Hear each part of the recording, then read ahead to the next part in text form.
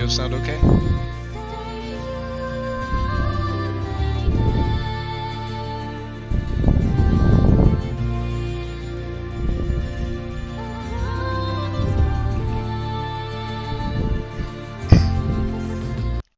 Okay.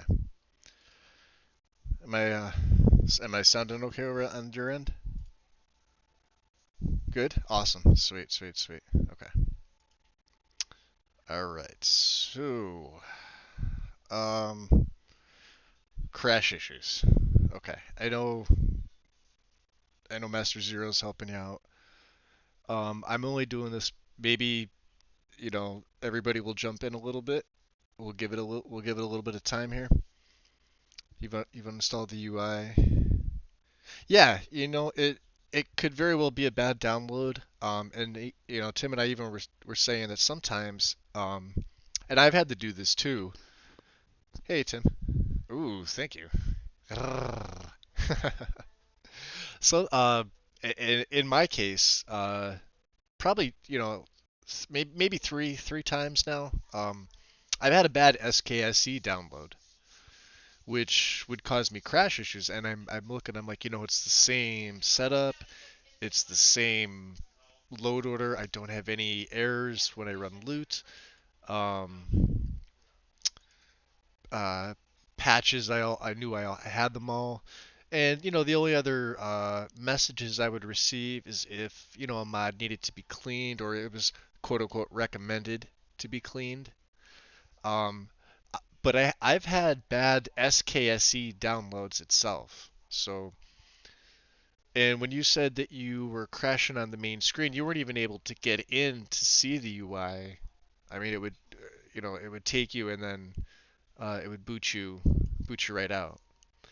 Um, and I'm just gonna go over it real quick. I know you've probably done this 1,000 times, but I'm gonna go over it real quick one more time, because I want to make sure that you have everything proper.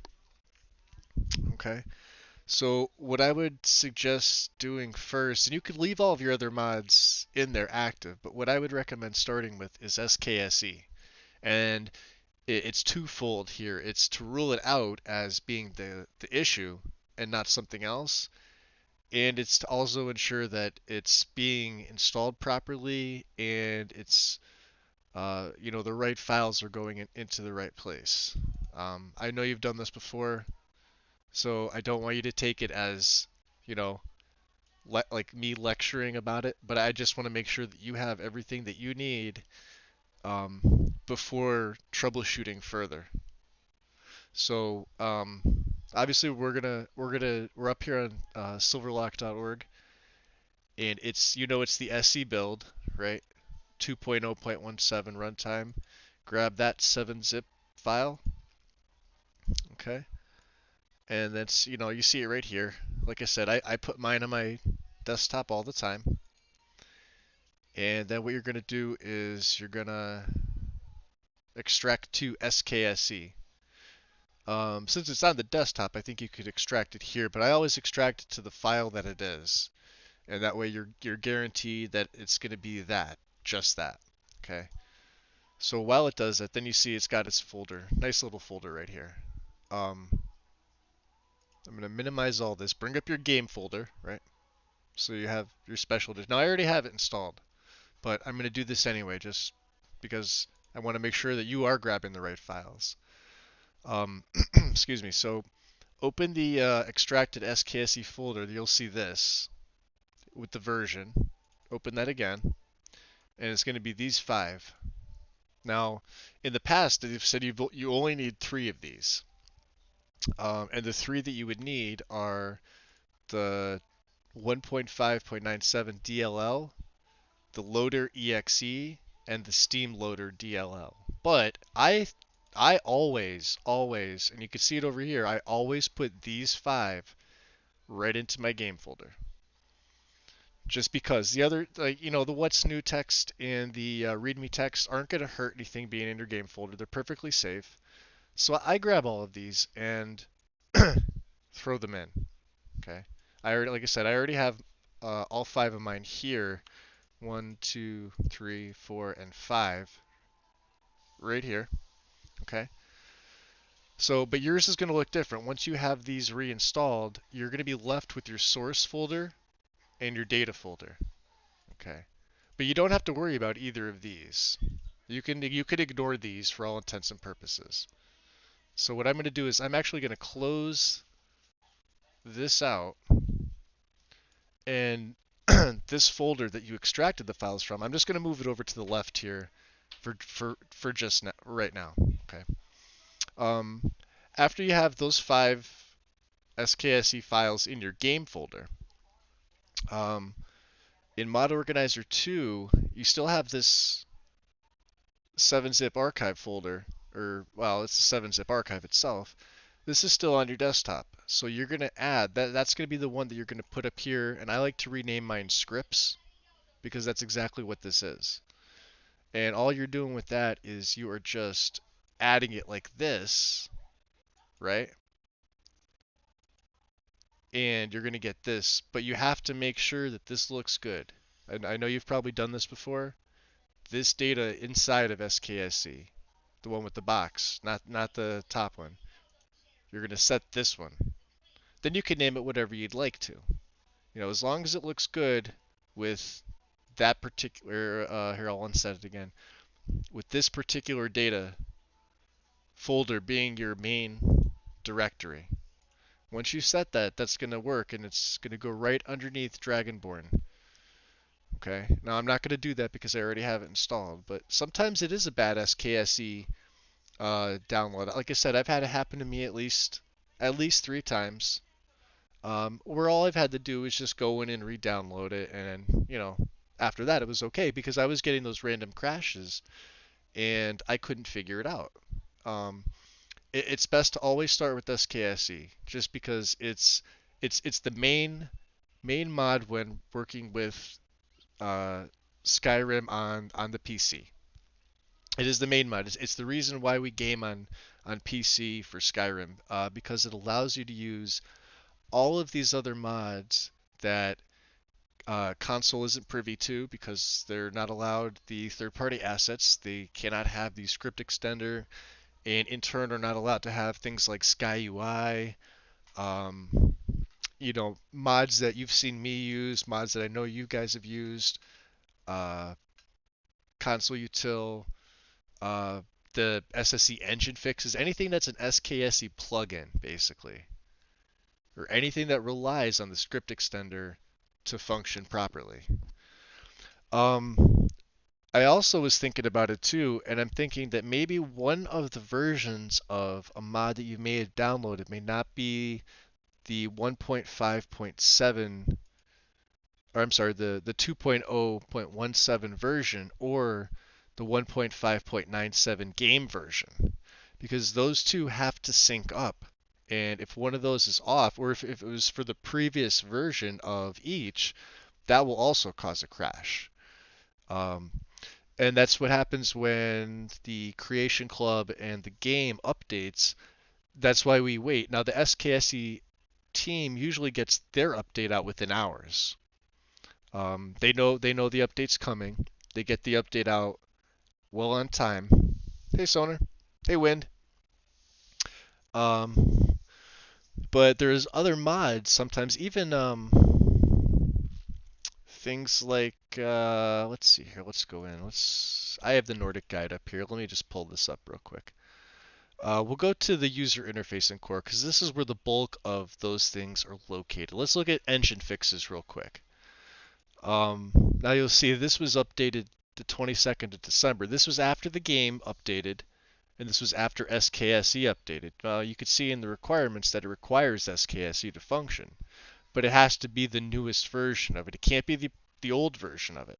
So when you go to the files, you see how this is this one right here, part 1. See, this is the engine, the part 1 old engine fixes, but this is the one you want, this middle one.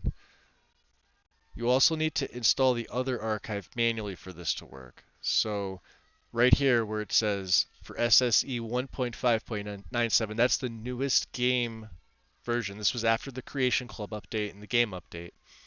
This is the new version of Skyrim. So these three numbers here, or this version number, for all of your SKSE plugins has to match. It has to be identical.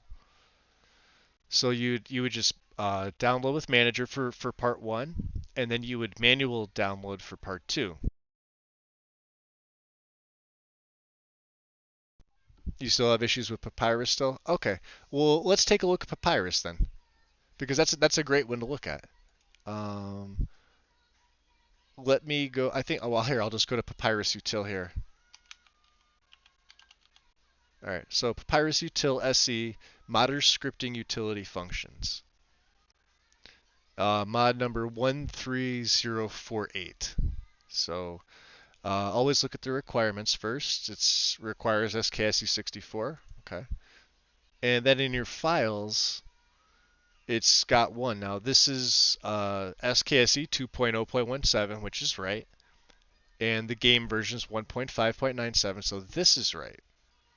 Papyrus utility goes fairly high up. I have mine listed at priority 13. You could put yours higher if you want to.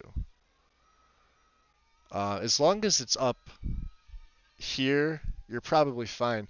And in some cases, SKSE plugins can really go anywhere in the load order, like mods like race menu. You could put race menu anywhere in your load order and it's fine. Literally anywhere.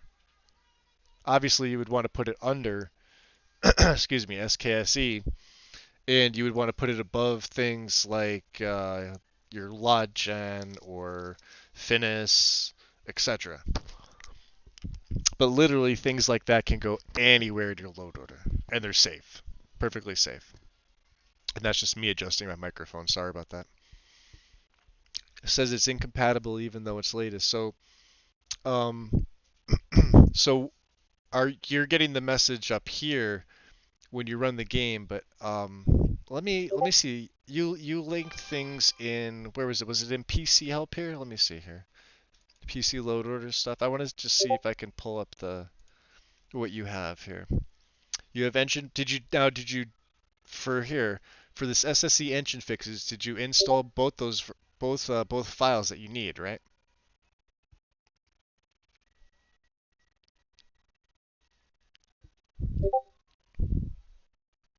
You got those two?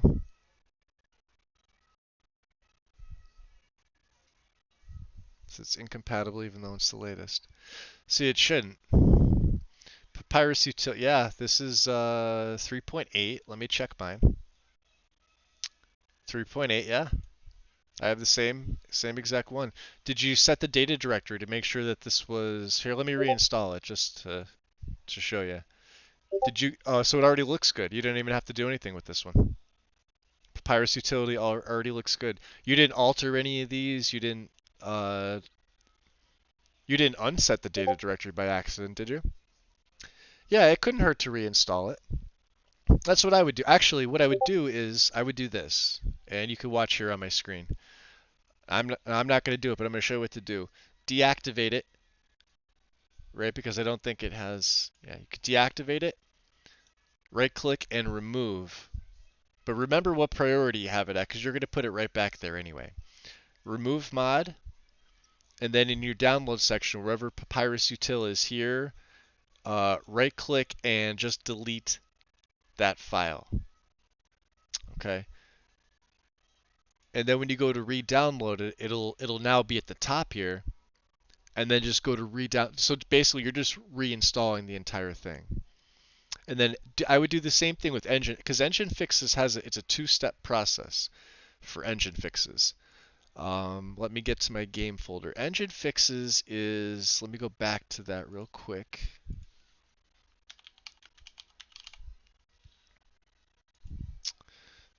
Engine fixes, the manual download part of this is the confusing part, but it's really not that bad. Like I said, you're going to want this middle one as the first step. So just download with Manager, install it like you would normally do any other mod. But the second one's a manual download. Now I'm going to manually download it just to show you. You've probably already done this too. Now, and this is similar to SKSE. So I'm gonna close MO2. I'm gonna close my game. So again, you're gonna want the game folder open for engine fixes. You're gonna use 7-zip or WinRAR if you use WinRAR, but it's gonna be the same thing, right? You're gonna extract two, and like I said, I highly always recommend extracting it to, pulling it to your desktop and extracting it to the name of the mod that it is. So it's always you're always going to see this no matter what mod you do when you extract it. So extract it there. It's going to give you that folder, right? And this is just like SKSE. Open this up, pull this page over, and there's only three files in here. There's D3 DX9 underscore 42 DLL, TBB.dll, and tbbmalloc.dll. All three of these, just like the SKSE files, get put right into your game folder there. Now I'm not going to do that because I have mine here. Let's see. I have mine. Where is it? tbbmalloc right here. tbb.dll, and then d3 dx9 underscore 42.dll. So you can see all three of those files are in my game folder too. And then once you do that, those are done. So then Engine Fixes is installed. That goes right underneath SKSE. That should be the very next mod underneath. Let me get rid of SKSE here as well.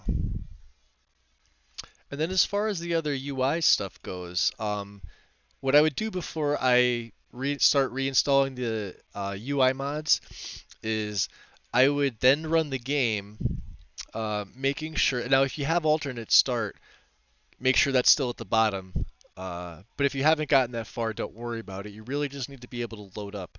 But I would at this point I would put alternate start in just so that you can get to the alt start room, so you don't have to wait for the carriage ride to finish to see all the stuff load in, like all the mods that have MCM, etc. And test it from there. Yeah, that's exact. Yeah, nothing changed. Yeah, try reinstalling the engine fixes because like and Tim even mentioned this too, and I saw it over in Discord. It could just be a bad download. It does happen. Um, I'm trying to think of a way to see more that I can see. I wouldn't even worry about the UI stuff right now. I'm trying to see if you don't have. So you don't have a matter of time ticked here, but a matter of time needs to go underneath SkyHUD because it has to be underneath the unofficial patch, even though it's technically a SKSE plugin. Because a matter of time actually has a where is it here? It has an ESP. So this ESP has to be underneath. Now, even if you hit loot and this is underneath it, you would still. That's why I like to match up my left and right panes as much as I possibly can. They're never always going to be 100% identical, but you're going to want them. Like I said, I don't trust loot and I don't trust sort to uh, sort my plugins. I prefer to do this by myself manually, always. The downside to this is it just takes a little more time and patience. Um, Upside to this is that you have peace of mind that you know where all of your mods are going. If I even with this right now here, I have 41 active plugins. If I were to hit sort, I'm not so sure that sort's gonna place them where I need them to go. I may find something up here that it may throw underneath alternate start and it may screw things up. There's only certain cases where things need to go underneath alternate start, and that's, mods that specify load beneath alternate start or any other start mod, uh, etc. Yeah, loot. Here, I'll show you exactly what loot is good for. And not all the time, but I will show you. When I run loot, right? This is the only thing that I personally use loot for. Okay? I have 3 warnings. I have 1 dirty plugin. I'm going to ignore this entire thing right here because one of these warnings means that I haven't sorted my plugins with loot. So you could ignore one of these. So technically there's 2 warnings, right? This is the only thing I use loot for. Let's go to weapons, armor, clothes.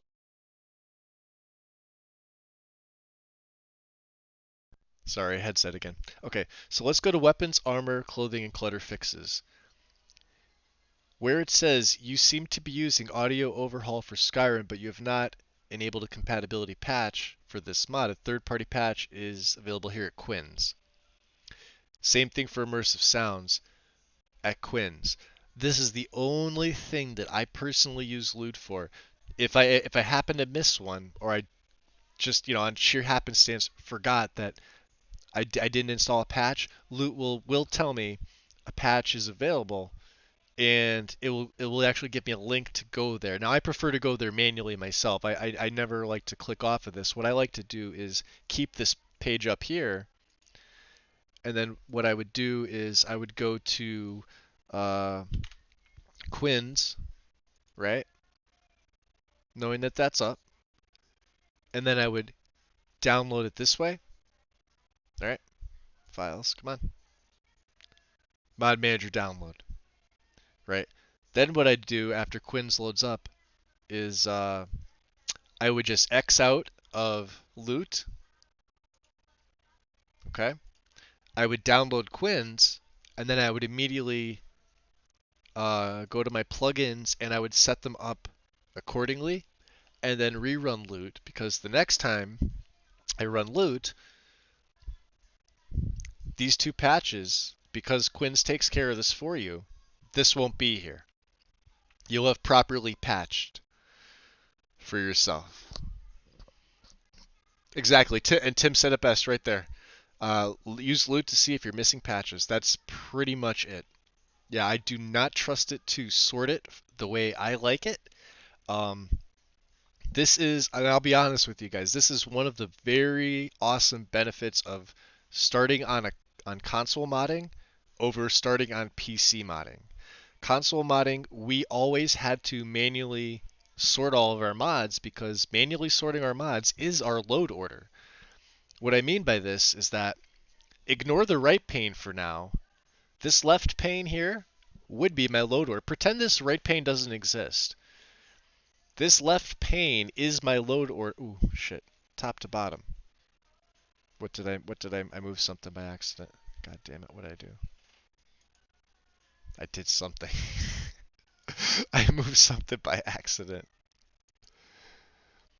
Quality world map. Clear map skies. Undiscovered Skyrim. No, I guess not. Maybe I. Okay. Anyway, this left pane would on console be my load order. So I would have to make sure, instead of saying core mods, what we have, you guys have seen it in Discord, and I'll go and I'll reference this real quick. Let's go to Xbox load order assistance, and we will pull up the we'll open the link here. Okay. Now, this is the logical load order. Things like master files, you can consider those ESMs. Any ESM, in this case, the unofficial patch for console, right? Campfire is an ESM, just like it is on Nexus for PC, okay? Climates of Tamriel is an ESM. And then there's one, it's by the Daedrstep team. God, I can't even think of the name of the mod, but it's the one that allows you to be a Dremora, a Cephali, like one of those races. There's 3 races that you get to be. That's a master file. So they auto-populate at the top. Also, for console, the Creation Club mods. Every single Creation Club mod is it's flagged as a master, but they don't actually populate because they don't count towards the 150 mod limit that consoles allotted on Xbox. So you don't even see them. So you could technically have more than 150 mods on Xbox, uh, with including the Creation Club mods, but you'll never see them here. So you could theoretically just ignore all the CC. If you wanted to use all the Creation Club content, you could. Just make sure it doesn't conflict, like an area edit mod doesn't conflict with something down here in player home single edits or multiple edits or world space changes or any items that are added to it, either categories 21 or 22. Now, we had to do this for such a long time, and like I said, when I started on Discord, I was a part of Tarshana's Discord, and this is where I was first introduced to a version of the logical load order. Obviously, being a part of SOS, now JC Gaming Discord, well, not anymore, but I was. There were several variants of this, not necessarily in this form, but in a form that you guys have seen from me personally in regards to the people of Skyrim and the way that I have that set up for console users only. Things like foundation mods, overhauls, scripted mods, etc. What this really is, if you're going to compare this to PC, um, you could probably ignore all the UI and SKSE stuff. This doesn't matter. It's a little bit different on console, but this is where it gets into uh, how we had to manually install all of our mods. And if mods were out of place, lowest mod wins. You actually run into less CTDs on console if you have a properly set up load order than you do on PC. It's funny I'm even saying that because I haven't had a CTD on console since 2016, late 2016, maybe early 2017. It's been at least over 3 years. PC, you guys have seen me crash, you know, and it's because A, I'm running a shit ton more mods, and B, there is a lot more going on a PC setup. On a console, you bottleneck yourself with certain things. Quest alterations. This would be things like Parthenak's Dilemma. This would be things like Path to Volkihar, Dragonborn delayed, Dawnguard delayed, uh, and Gildergreen regrown because they alter quests. Uh, Anything else that alters quests that's not an area edit would also go here. Cheat mods are you could think of these as console commands, but there's really only one cheat mod. It's called Cheat Room. So you can ignore this category on PC. And then next we would have things like race, perk, magic, and gameplay tweaks. So these could actually be broken down into separate because I consider Imperius is a race mod. I consider that a foundation mod. So it could go in either of these categories. But I have it structured this way because it's still high up in your load order. Uh, Perks can also have their own category separate from magic. Gameplay tweaks would also be separate, but because these are theoretically next to each other, putting them in the same category is perfectly fine. In Mod Organizer, you'll see it's a little bit different because like things like loading screens, audio, and music on console, they would be considered foundation mods. And that also goes for your font, it goes for your loading screen, it goes for your main menu, things like that.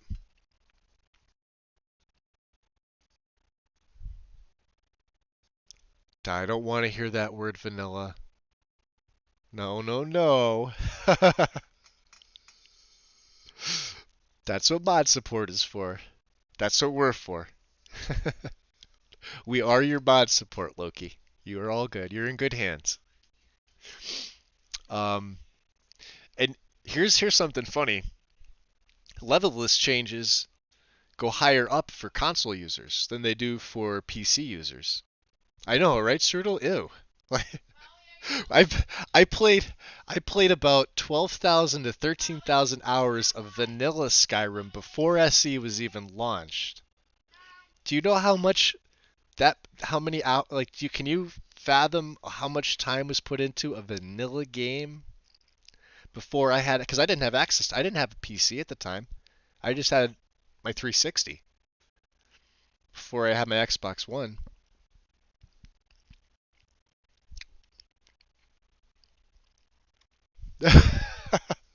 I like vanilla ice cream. I like the vanilla bean, so I guess it's technically not vanilla, but it is. But you can see how there's excuse me, certain differences. Um, Console users, you put your level list changes in.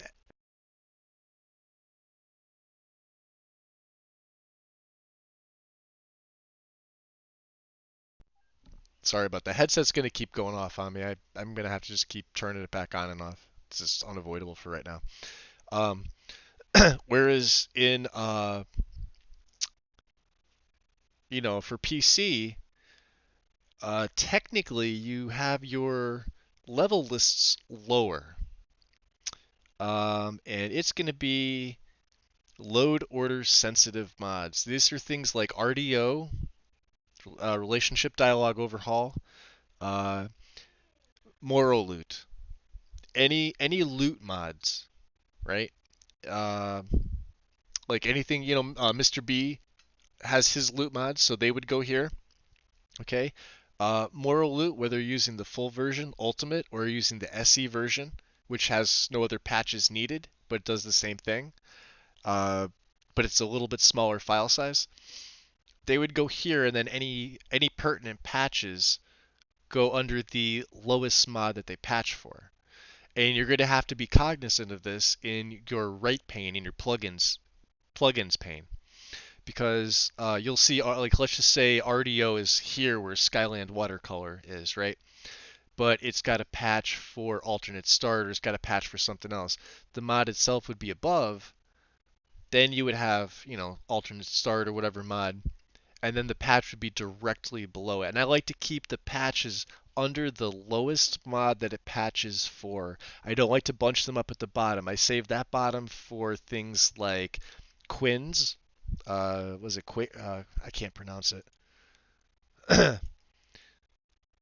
Quinn's Unified Automated Self-Installing Patch Compendium. I cannot say that 3 times fast. Or Cryptburst Patch Hub, which is another one. And it pops right up here, yeah. You type in KRY and it pops right up. Now wow, they're up to 60 files already. This was 58 the other day. I see it got updated yesterday. So they added 2 new files to this. Let's see which ones these were. Beyond Skyrim, Wares of Tamriel, and Complete Alchemy is one. This is new. And 8th of January. 8th of January. Where's 2020? Come on. It's here somewhere. I probably passed it. Old files. I probably passed it. Anyway, but Cryptopers is another one. I'm probably mispronouncing this too, and I apologize if I am. Cryptopeer. I feel bad. I feel like I should be able to pronounce this properly. Too many P's. Too many K's, too many T's, too many O's. Okay, never mind.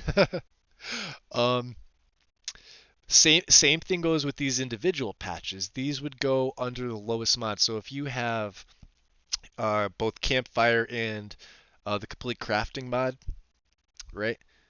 Which now Campfire is a master, and so CCOR is going to be underneath Campfire. Maybe not in the left pane, but in the right pane, because of the way the Campfire acts. Campfire is going to be up here with all your other master files, and you're going to want all your master files up here.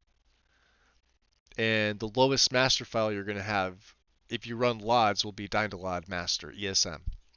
And then Dynalod ESP will be the very bottom of the right pane. But when it comes to the patch hub here, say for instance this one here, this would go directly under CACO. And if you have multiple patches for CACO, it can go anywhere underneath, but as long as it's under CACO. I'm just oh wow, no, I don't want to do that. Again, just using that as an example. Um, is Rustic Children and LE mod? Rustic Children, yes, it is an LE mod, but it is just textures. I will show you that right now. That's a great one. I've actually used it before. It's actually it makes them a little less potatoy, but they're still potatoes. Uh, Rustic Children. Okay, so here it is by Gamwich. Anything by Gamwich is money. It's solid. And I'll show you which one you would need, or you can choose, right? So the body 1K. So this is, and it says what it is, just the face and body textures for people using rustic clothing. So most of us on PC, or the majority of us, I should say, probably already do run or use rustic clothing. So you would get your choice between 1K or 2K with rustic clothing. There's a 2K 1K, which is a little smaller file size. I would probably go for a 2K because it's still not that large of a file. Um, Rustic Children 1K is 14.4. Then there's 2K, which is 52.6. This is the children's body and clothing. So this is where this larger file comes into play because it actually alters the clothing. Now, if you're using rustic clothing, definitely use one of these three. Okay. And I'll show you, for example.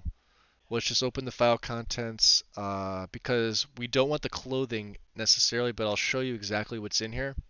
It's nothing but DDS files. DDS are textures. Upper body female DDS for the female child, and then the male child has a hand, uh, the human head, upper body, and all DDS files you can use them on SE safely. There's no other requirements. There's no other files that need to be hidden or removed or deleted or altered. I've used this in one of my previous plays because I did not want to use RS Children Overhaul or The Kids Are Alright. I wanted something simple that made them look a little bit better, and I didn't want to have to muck with certain things in my load order like patches. I just wanted something that made them not as potatoy. This alters their lashes, so you'll see textures of the face. You could actually see the pores in the skin. Uh, it shapes the upper and lower lips of both male and female, and it also not broadens, narrows the nose structure, as well as the brows for both male and female children. Um, there's a filthy urchins option if you want them to have some dirt on their face, which kind of makes sense. I mean, they're kids in a fantasy world without so much technology and magic, obviously. But you can see here it is a good example, the original versus the rustic version on the right. The original, I mean, uh, way too thick of a lower lip, and you can see how it's more streamlined here. You can see the brows. It's kind of scattered, and then for whatever reason, he's got like a chunk missing, like right in this whole area. This fixes it. Okay, you can see in the hair on the sides, it looks like he's got like a side widow's peak going on here, whereas here it's filled in. It's a little fuller as well. And then, of course, like I said, the skin textures. If you look here, uh, between the eyebrows going down the nose. Here at the base, potato. Nothing. You can't see the pores. And then it structures the jawline too, from what I've noticed. Um, it may seem like he has a fat jaw here, but if you look closely, this is kind of blocky. And then of course they all have this tiny little block on the bottom of their chin. Some it's more noticeable on, others it's not. So this is a fantastic mod, and then all you really need to do if you really wanted to spruce them up is give them like a child's eye mod that affects all NPCs. It should be very small. It also does the ears. I forgot to mention this. You could see right here physically the ear looks more like an ear than you could tell it's a human child, but he's got like a point up here. It's blocked off, and then I don't know what's going on in the center here, and then down towards the lobe it's pressed against the side of his head, whereas this looks like a proper ear. And it's still a little blocky up top, but I mean, this looks better than this. It's a fantastic mod. Uh, like I said, Gamwich does amazing work. Amazing work. Um, Small file, again, you get to choose. If you don't use rustic clothing, uh, there's three versions down here that alter their clothing. And I believe these are also, you wouldn't be able to use these on SE because they're, well, unless you convert them or you run them through NIF Optimizer because there are meshes involved. The clothes here, you can see the nifs.nif is mesh, but you can see that the uh, textures are all still here. It's literally just the clothing. For F for female, M for male, these right here, these right here. So I guess what I would do is if I didn't want to run rustic clothing, I would run them through NIF Optimizer, do it that way. But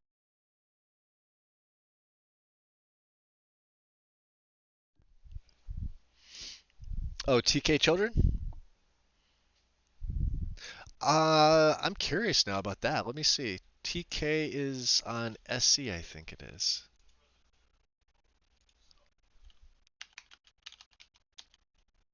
Oh, there it is. Okay, yeah, TK children SC. Let's check this one out. Requirements. All right, no requirements. Let's look at some of the images here. I did hear about this one, but I've never used this myself. Let me see. Let's take a look at. Oh, wow. That's Babette? Okay. Braith. Oh, this looks really good. Thank you, Strudel. This looks really good. Without, making them into pageant children. I mean, now I don't think Braith really looked like this in the base game. If she did, I mean, she's still annoying, but this looks much better. Let's see who else they have in here. Hamming. I can't remember where he's from. Is he from the orphanage maybe, or I'm not sure. Well, Nelkir, we know that's the Jarl's uh, youngest son, who's not his real son. He looks better. Not quite a dark. Actually, the potato version of him looks more sinister than this. He's supposed to be an evil kid. There's 15 of them. Let's see here. Yeah, this looks pretty good.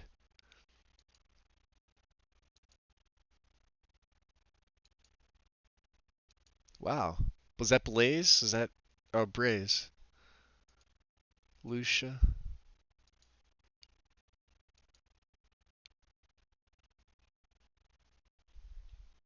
Oh, like, Babette as a little vampire girl actually makes me want to adopt her. Oh my god. Children of Skyrim. They're coming for you, the children of the corn. Yeah, this looks really good. I may use this one. Let's see the file. Let me take a look here. Oh, it's under 10 megabytes. Oh, I might be using this instead of Rustic. Strudel, thank you very much. I'm going to track this, actually. Let me track this. If it lets me. I don't know why it's not letting me.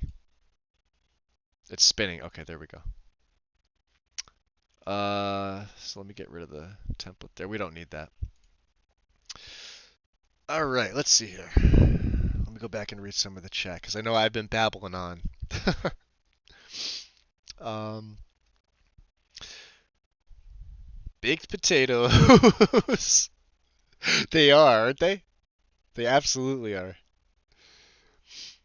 I'll be honest though, sometimes there's times where like I just don't care at all about what the kids in the game look like. I have very little interaction with them with the exception of maybe Sophie. And it doesn't matter if I play a morally good character or if I play like one of the most sinister characters I've ever created. I will always give the little beggar children a coin and I will always buy the flowers from Sophie. I don't know why I do this. I've always done it. Maybe they tug on my heartstrings a little bit too much, but you know. And yeah, and I never adopt the kids. I think I did that once back on console. I had like My Home is Your Home and multiple adoptions, right? And I did that once, but I'm not the sort to really romance in the game and then have the child's wing of the house added on. Even with the Hearthfire homes, I still never really did that. I would just take out the alchemy lab and breeze home for the children's rooms and just kind of leave it at that. And yeah, I always yeah you buy Sophie's flowers too. I have to because alchemy is important, and that little kid needs to. Yeah, I mean she needs to make her way to the corner club so she could buy booze. That's what they do. She gets one of the drunk Dunmer to sell her Sujama. You can enable achievements without playing vanilla. Red? Um, Let me see here. Hold on. Yeah, achievements. There's achieve that. Achievements unlocked. I think. Oh yeah, this is the big one. Achievements mods enabler. Oh, it requires the DLL loader.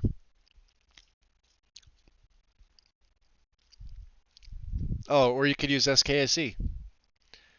There you go. You do not need this mod if you're using SSC fixes. What are? Let's just see here. There's a couple of them though, but yeah, you could have it. You could have achievements in the game. What's that, Tim? Good idea for. I hope. I mean, I'm happy I did. I'm curious now. Yeah, Ren. There's mods for. There's mods for literally almost anything. We really need to sit down because like I've been pondering this for a while, and I know I've mentioned this in other streams, and I've been working on it myself slowly, like in the creation kit in my spare time right before I started to go back to work. And this is even going back to last year. I'm very, very, very, and I do need help with this though. So if anybody's willing to help out with creation kit and scripting and things like this, I could definitely use the help. Um, and if it was a collective effort, man, I think it'd be probably the best mod for both Nexus and definitely for console if we're able to get it to work. Balgriff for High King, and it lets you side with them. Whereas uh, you get to reject both Ulfric and Tullius. You side with Balgriff, and the companions will also now fight for Whiterun. They will join. You will have to assemble a militia yourself for Whiterun, and it will relocate the High King from Solitude to Whiterun. Because let's face it, Whiterun is the hub of this game. We all go there in every single play. You can't sit there and tell me you've not been to Whiterun once. You have to if the game forces you to. It almost doesn't force you to go everywhere else, but I think Balgriff makes the most sense. He's the most sensible Jarl out of all the nine holds, hands down. Hands down, he's the most sensible. And I feel he should lead Skyrim. And I spoke with Nesbitt about this, and I know he's got that quest mod that he's. I don't know if he started working on it. I know. Well, it's coming. It's gonna be coming, but it's not gonna be coming for a while. But I thought about this, and I'm like, I've been wanting to do this, so I started doing it myself. In limited capacity, things that I'm able to do, meaning limited scripting, character creation. So I have several characters that I've already made that you can recruit to be part of the militia. Some uh, you won't be able to have all of them, but they will also. But the hard part is I want the companions to fight. But the prerequisite to that is you're going to have to go through the companions quest line. You're just not going to be able to stroll into your Vasker and say, "Oh, by the way, Balgriff's going for High King, and we need you guys to fight." No, you have to be the Harbinger, right? Hey, Mel, welcome. So, so that's the idea. And it makes sense on a couple levels. We know the story between Tullius and Ulfric. Tullius basically having his hands tied to the Empire. He's there out of necessity. I don't think he wants to be there. He's made it known that he doesn't want to be there. And Ulfric being used unknowingly to him and to all the Stormcloaks. And I think even if he found out, I don't think he would care, because he really does have ambitions to be High King, regardless of the cost, even if it means sacrificing Stormcloak lives for his ambition. Um, and he'll do it in the name of freedom for Skyrim and Talos worship. Uh, but even after the Civil War is concluded, there's that's just it. It's just you're done.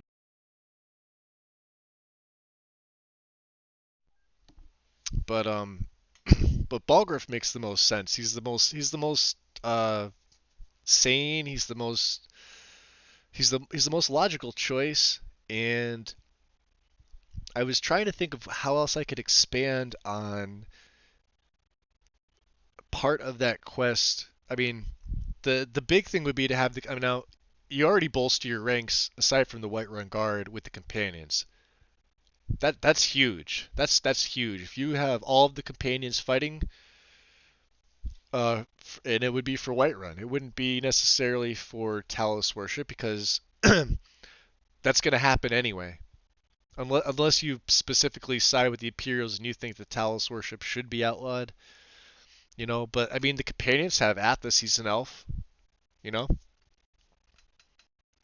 Oh, Soner, get out of here! You trap a He lets you trap a dragon in his palace. You think that's weak? He's standing right there the whole time. So's Irileth. He's a weak Jarl, my ass. Now, not everybody likes Balgruuf, but I thought it would be a really cool idea to do something like that. You know, give a third option to that Civil War quest line and tie it in with the Civil War, but also tie the companions, because tying the companions in would be big. And to have the companions turn werewolf form in the middle of combat and watch them, go to town on both sides, I think that would be pretty epic to see. You'd be able to see Ayla. I know the two brothers wanted to be cured, but Ayla didn't want to be cured. And if you have the beast blood, or even if you're a vampire, um, scripted in so that there's no automatic hostility from your own side, like meaning the Whiterun Guard wouldn't automatically start attacking you if they saw you turn werewolf or vampire lord or lich or something like that. To do it on a save game that oh, so basically a new game. Okay. I would do it on a new game. I wouldn't do it on an existing one. Or we'd have a situation like that just happened on BNet. And I don't want to have another one of those.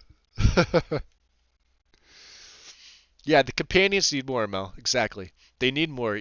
You get thrown right into their quest line. You get thrown into that way too soon, and then it ends, and then it's fetch quests, and there should be more. And there's no proper fighters guild, and that's another one I consider too is bringing back a fighters guild. But I think there's a couple mods that sort of do that already. Um,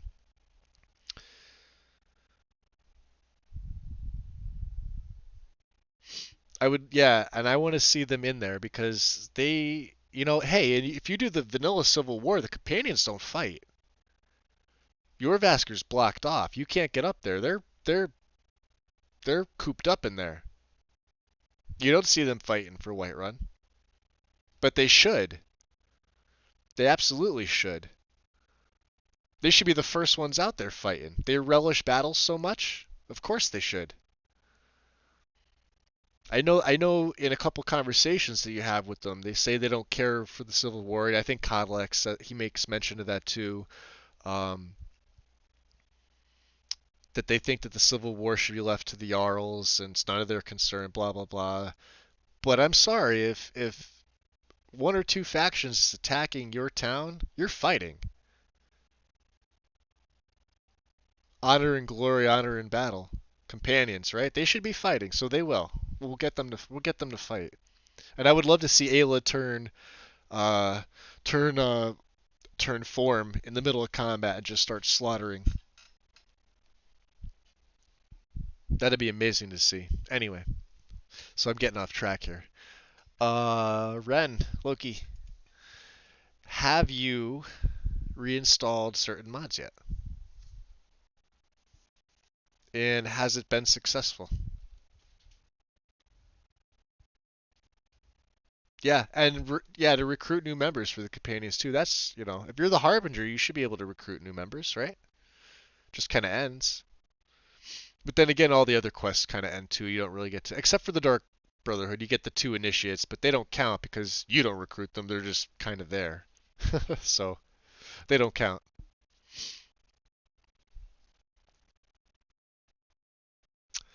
Strudel, I have a feeling there are many, many people over in nice little Discord that I happen to be a part of right now here that would definitely be able to assist in this. Much more so than myself, obviously. I come up with ideas, but put them down in the CK, I could sit here and scratch my head for a week. Whereas if I were to mention this to somebody over on uh on CW's here in Character Crusade, they would just take that. A week later, you'd see a nice mod. But we've actually been talking about the make Balgriff a High King for months now. I do too. When I want, I would really like to, even if I have nothing to do with it, or if I like have minimal input, or even if there's help, if people want to help me out with this, I'm more than willing.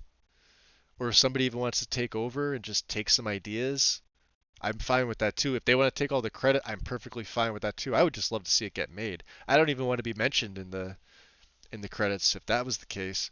I would just be happy seeing it up on Nexus, seeing it up on BNet. That's all I care about. I don't care about recognition at all.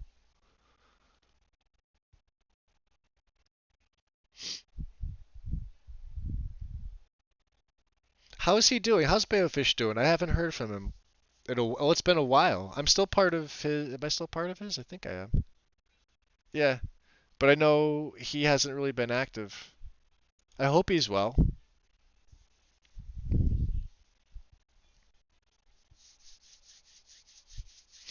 I'm the same way too, Loki. I have ideas that go through my head, and my main is right now. Aside from this one, like I said, I have a couple projects that I've been, you know, a little bit here, a little bit there, a little bit here. Um, one's the player home, one's the magic mod, one is the quest mod, and then I guess the quest will get shelved if I decide to go through with uh, Balgriff for High King, because I think that would be something everybody would really, really like and enjoy, as opposed to like a personal quest that I would like and enjoy and just hope that other people would like it. Um, because that opens up options for gameplay. Um, and the reason I thought of this was going back to when we were sitting there and before Unpledged even had its first episode, and I was sitting there thinking to myself like, well, if it's Civil War based and it's based around Whiterun, how awesome would that be if Balgriff was the true High King? If Kaleo was able to rally troops around Balgriff so that he didn't have to answer to the Empire anymore and he was able to get his freedom. And then, of course, that snowballed into me thinking about how many more opportunities that would give players to go through a quest like that where they're not locked into one side or the other for the Civil War.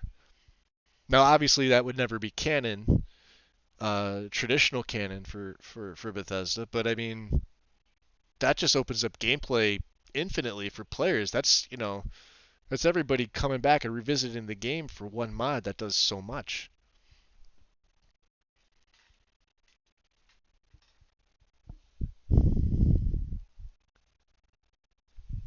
I could see Balgriff completely uh, pardoning Kaleo of all of his of everything that's happened instead of him, answering to like Tullius or etc.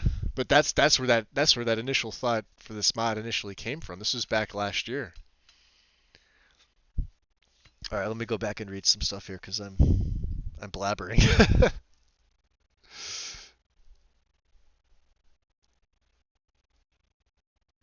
You're recruiting for your YouTube. Thank you, Mel.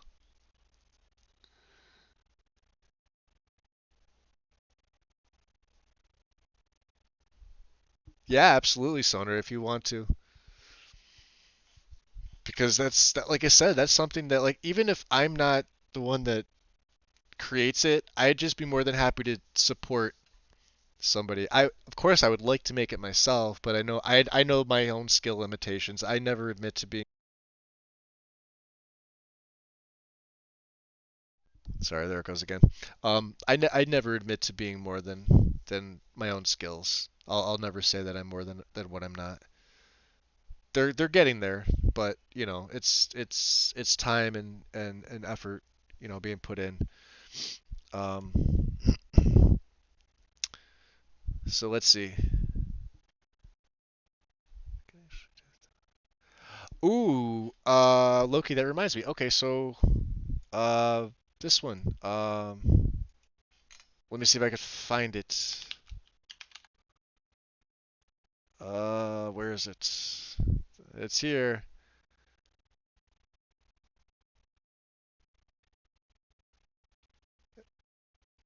Oh no no. It might be under Aldmeri Dominion. Or let me type in Dominion. Uh, I used to know this. No, it's not it.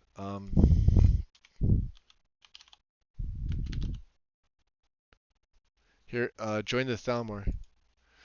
I think this is a version of this. No, this looks different. It was definitely on console because you were able to, but there were restrictions. You had to be a Khajiit, a Bosmer, or an Altmer, and it added quests where you can. Oh, maybe this is it. Hold on, there's the note. Let me see.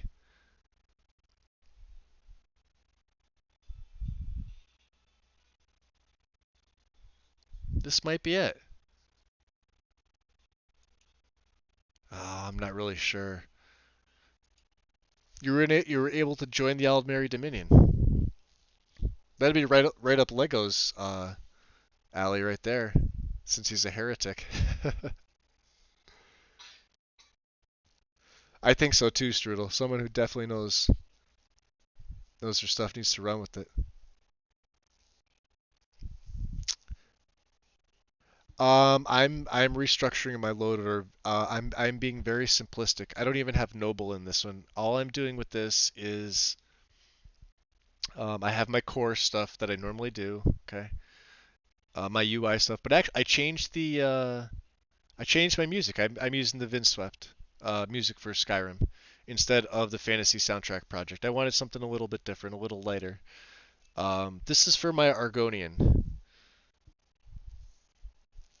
So my Argonian, this character, because the Braven play got cut short due to issues unforeseen to me, uh, mostly having to do with Murray's uh, quest, and I foolishly added her. Like she was her mod was checked active when I ran the LODs, not realizing that I would never be able to get out of Winterhold after I saved her, and that was an error on my part, and lack of knowledge on my end. So unfortunately, that play got scrapped. This is going to be an Argonian. Argonian is my favorite race. Um, it's like I said, I first started with Oblivion, and they've always been my favorite race. I like the other races too, each in their own way.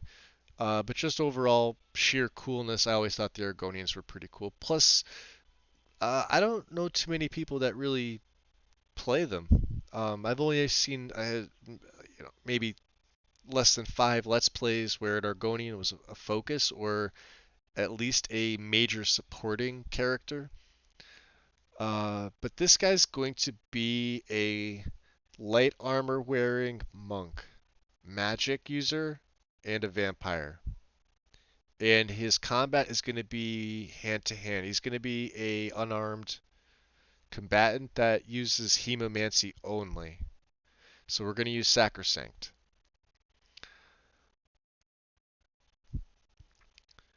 Um, he may use a ranged attack. It's pretty cool, and the reason why I went with Argonian, aside from him being my favorite, I didn't go Khajiit because everybody's like, well, if you're gonna go with an unarmed build, you have to go Khajiit because they have a better bonus. Yes, that's true, but this is also why I'd rather go with Argonian. They're they're gimped a little bit uh, from what the Khajiit had. The Khajiit come right out of the box. You can start punching things, one-shotting things on a higher difficulty level with Khajiit than you can by crafting up and smithing some, you know, steel and elven weapons. They're claws, and then if you get your hands on the gloves of the pugilist, it's even better. If you do enchanting or you use honed metal and you get enchanters to enchant that onto a pair of gloves for you, you become godly. So I wanted to go with Argonians because they don't have as high a damage, and I need to focus on Hemomancy because he will be a vampire, and we will be doing Sacrosanct instead of better vampires for this one. Um, so when I feed, obviously I know that was like a major concern with Athralor. You know, his combat feeding got to be a little too much, and I understand that. Not a lot of people want to see him constantly feeding in combat, and you know, and that's fine. Like I said, that probably should have just been a play where I was playing, um, you know, for myself, not streaming it, because it is a hell of a lot of fun to do that. Combat feeding is amazing. But we'll do Sacrosanct this time. He'll go a little into magic, just enough to cast the Hemomancy spells. Um, and I will role play him as I won't be constantly feeding like lethally draining every single guard in the town because that is kind of a cheese way to buff up your stats. And we're going to be very selective about which quests we do, and we're not going to rush through the Blue Bloods quest either. We're going to do that as we go, or as I go. Uh, Obviously starting with Delphine, it's Blue Bloods is. I'm going to have to roleplay this as we're not going to know the 13 or 14 people the most powerful. It's going to give us the quest, yes, but um, this Argonian, he's not going to know who those are. If we run into them, he's just going to feed as normal. So Master Athy could feed on me. Athralor will be making his return, Loki. You'll be happy to know. Uh, it may not be as soon as you'd like, but it will be. He will be returning. He will be returning.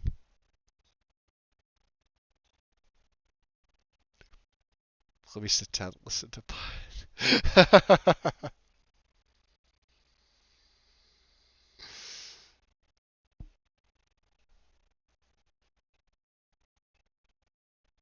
Well, if you're gonna use the Xbox, get a 1S. Don't get the X model. It's harder. Not that it's harder to mod on. It's just more finicky because of that 4K patch that they updated with. The S doesn't suffer from that, neither does the original one. Um, and it's what kept me from trading my S in for an X. I still have my S model, and it's the most user-friendly Xbox out of the three. I still have my 360 too for games like Dynasty Warriors and things like that. I still have Oblivion on there. Yep.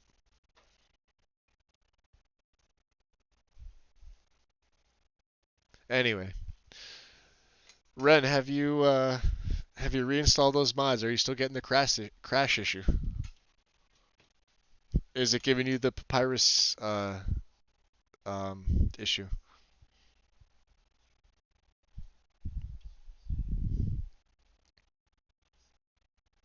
You still have your first control? Oh wow, that's cool. Use it for stuff like oh nice assassins. Yeah, I saw the new Xbox. Um, look, he was getting a issue from Papyrus saying it was incompatible.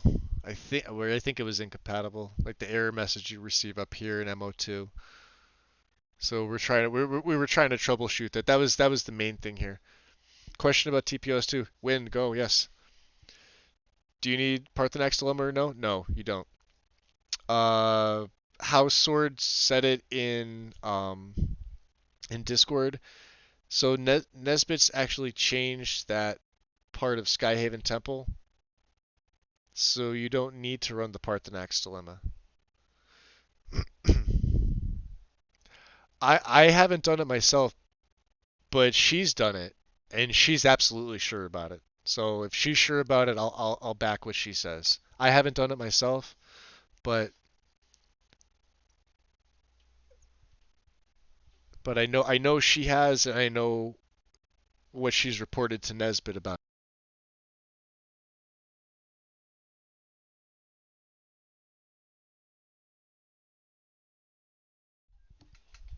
No, I don't think in this place she's using the unofficial patch. No.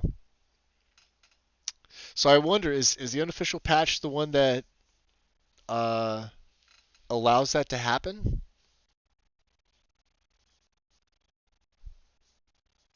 I think it does. Let's wait. Hold on. Let me take a look here. I don't. Well, you know, me trying to find out information on USSEP. Uh, and then I'll pull up the Parthenax dilemma. Party snacks. Let's look at Parthenax dilemma here. So no mod requirement. So it doesn't require the unofficial patch unless he has it down here. Installation requirements. Alternately dump. Fusro does sound voice.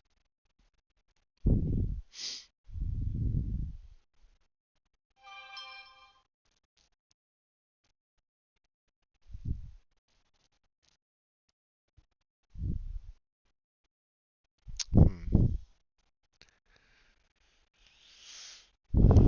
Maybe a bit forceful in the process. Now, I've done this before,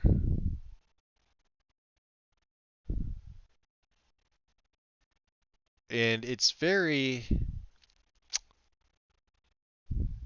I mean, it allows you to continue on both sides, but it's a little lackluster. I know it's an older mod, but it was updated last year, well, about a year ago almost. So, um, who is stinging me? Let's see. What am I looking for? Oh, jeez, they're really going. Who tagged me? I hate that. Uh, Jake. Oh wow, these guys are killing me. They're absolutely killing me. I'm gonna ignore that for now. Yeah, Sword. I don't think Sword was running the unofficial patch this last play, the one that she's currently doing. Um, I believe she did a smaller test with she. I know she definitely did a test without it, and she was reporting things to Nesbit for compatibility. The unofficial patch is supposed to fix certain things in the game. The problem is that this last update here didn't exactly fix, and then the game update happened 3 or 4 days after. I think it was the 24th. So we were all questioning why we got this unofficial patch update before the game update. You would think it would be afterwards to address any bugs. That was the last time this was updated. So, and of course, Arthmore never puts a change log in here. We can't see what's been done. I know it's, hundreds or thousands of bug fixes, blah, blah, blah, blah, blah. It would still be nice to see what's being updated in the next version. For whatever reason, like I said, I could go to the files, I could look at the contents. I could throw the BSA into BAE and just take a look at the files, but that's all I can really see. So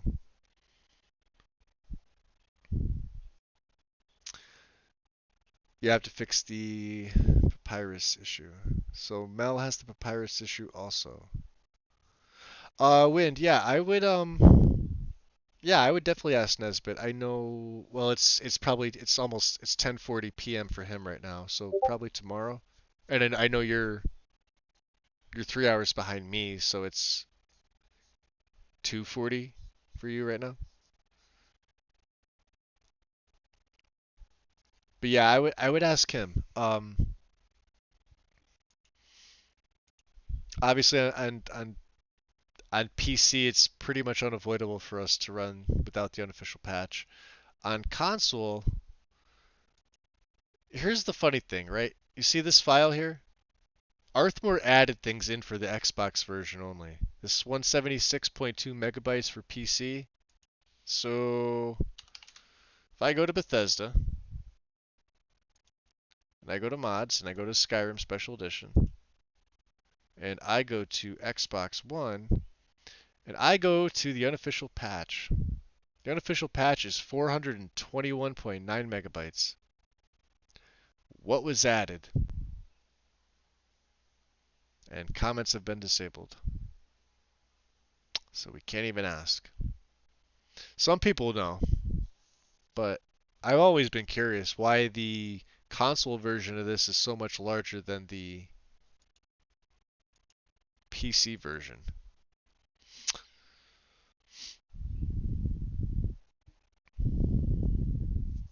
Yeah, you can leave a message for him. Yeah. He's up he's up relatively early anyway. So, you know. On a side second note here, I am looking for Argonian mods because what I was thinking, I want to see I should be available. The Wayfarer's coat. I've used this on console before. I was considering putting him in this because it's light armor. I thought he'd look really good in something like this, but I don't know. I'd have to see it on an Argonian. And I don't think there's any pictures of an Argonian here. I like this. It's simple. I could see a vampire wearing this.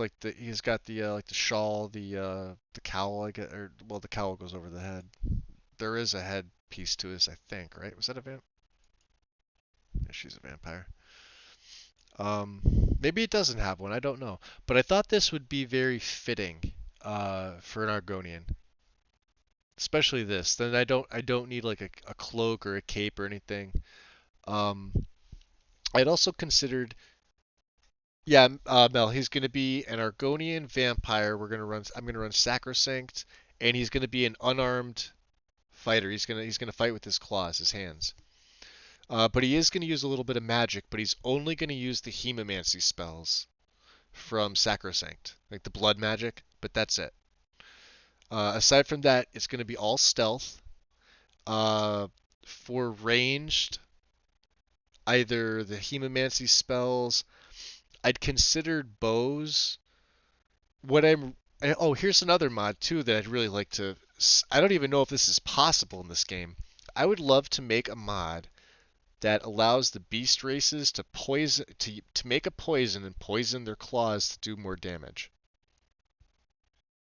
That you could physically put. And I know there's like stuff like the Katars and like the Wolverine claws in the game and stuff like that. And I think you can poison them because they count as weapons. But I want one that you could physically put on your fists or your quote unquote claws. I guess that would be for beast races or it'd be for anything.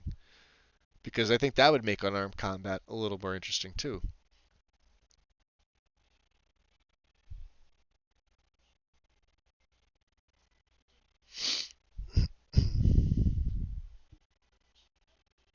Yeah.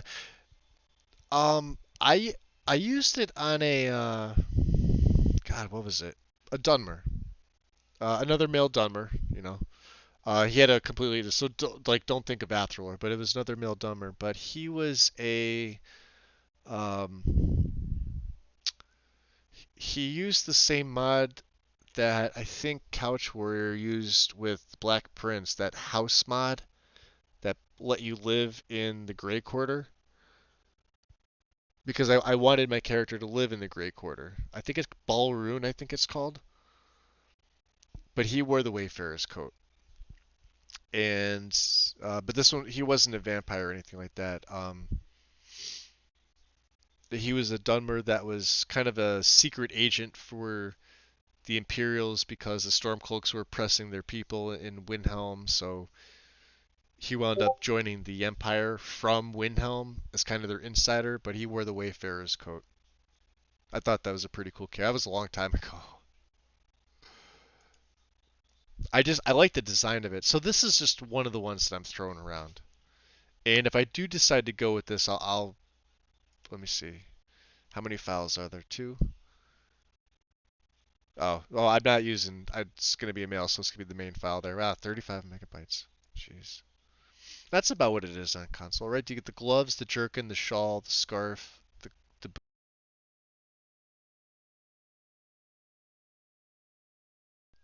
and the belt bags. Okay, yeah. The torso. Oh, okay, and the main piece there. Yep. I might go with. Let me track this one. I'll track this one too. The back pouch. I do too. Yeah, I like the back pouch too. So Balroon is name. Okay, cool. I thought I had it right. I'm remembering because I think I don't know who I was speaking to recently about this, but I just started going back and I just started watching Okan a little bit because I'm trying to figure out if I can even make a mod that would allow me to use like sky toxins to poison my claws in battle. Because he's going to be an unarmed fighter. He's not going to be anything like Okan was, where he would poison the crossbow, so he'd only need to carry a certain amount of bolts around. This guy's gonna go right into combat melee style, but with his claws. So you can think of like the punch cat builds that people do with the Khajiit, but it's going to be Argonian, so it's going to be a little bit tougher for this guy. Plus, he's going to be a vampire, so if stuff starts to go wrong, he can go Lord, and then we'll have access to the Sacrosanct Vampire Lord tree, which I think would be pretty cool. Um, Zarek had a mod. I think you can get it on Lover's Lab, but it's not a sex mod, but it's a mod for the Vampire Lord form, and I think he showed it in one of his videos. It might have been his Shadow Scale video. That kind of enlarges the wings, but on an Argonian it kind of looks a little goofy because it's literally their head and their body, but it's their head on a human body, but with bigger wings that don't have any animation. They don't flap, but they make the noise, but they don't flap. But I'd consider that because I don't think there's really another. Well, no, there might be another option. Let me see here. Oh yeah, there is. There should be. Should be down here at the bottom.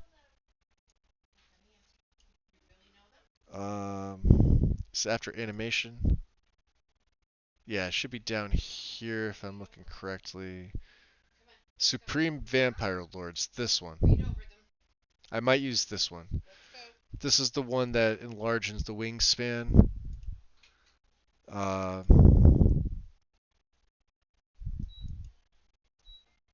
Left side is modded, right side is vanilla. So you can see the enlargement of the wingspan. The ridiculous leg clipping animation. Supreme Vamp. Alright, so see how this fixes it right here. So this would be the one that I would use. Combat and animation still work perfectly. Yep, that's the one that I would use. I would use the Supreme Vampire Lords. Let me track that as well for the hell of it. See you later, Ma. Ping you. Giggity.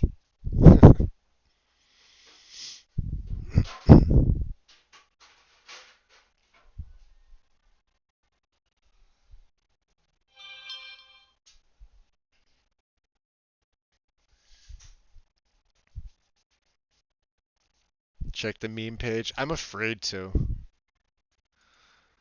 Ugh.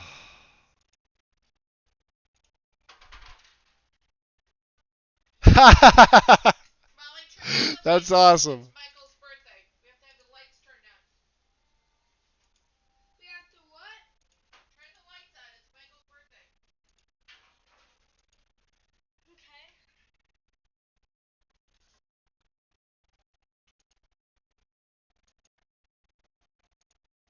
I love it. That's awesome. When does that simply not play a vampire? I couldn't help it. Yeah, I had to make this guy a vampire. Although I gotta say, I had a hell of a lot of fun with Growl. E and I did an amazing job with the Growl mod. And I think there's um, tweaks. I'm not really sure what the tweaks are, but there's a patch for mortal enemies. Um, he did a bang up job with this. Uh, Once it got to was it version 1.4, 1.1? Okay, or it was 0.4 or something like that. One of the older ones, or 1.04. This one. I believe I was using this one.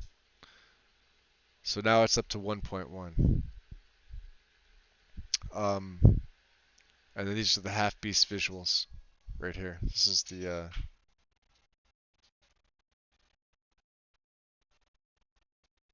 oh, hold on. Growl 1.10. Why is it 1.2 megabytes for Legendary Edition? That doesn't seem right, right? Is that just me?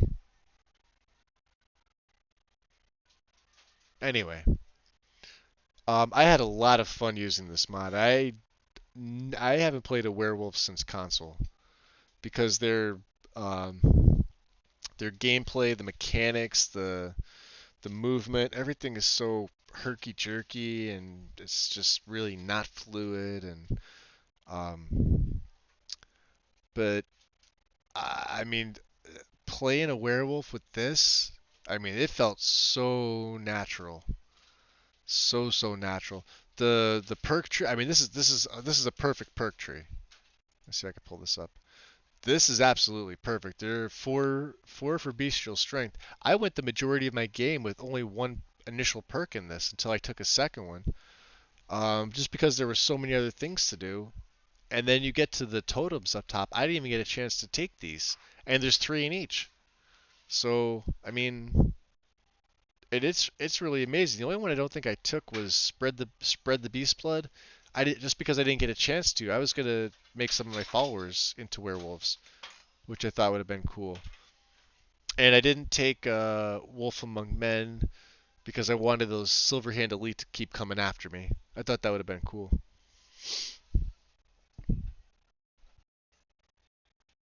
You can interact with things, but you have to have those totems first. Up here, I think where it's like, might be Totem of Terror, right? So you can unlock those locks, but you have to have the totem and it has to be below your level. So, like, you would have to take two perks in this to break Expert and three perks to break uh, Master. So it takes a lot of work to get to it, but I mean, this is I'm gonna say it. This is probably overall a better perk tree than Sacrosanct. Even though obviously uh, two separate forms, I think this is just a superior overall tree to Sacrosanct. Now the Vampire Lord still plays a little smoother, but that's to be expected. And the perks are still great. They're fantastic. But Growl, I mean, he hit a home run with this. He hit an absolute home run with this. The 501 endorsements, this should be like 5,000 by now. This mod is at like, look at this, like the downloads. They should be matching numbers. Come on. Did I endorse it? I'll endorse it. There we go, endorsed. I forgot to endorse it. Now it's 502. There we go. Bam.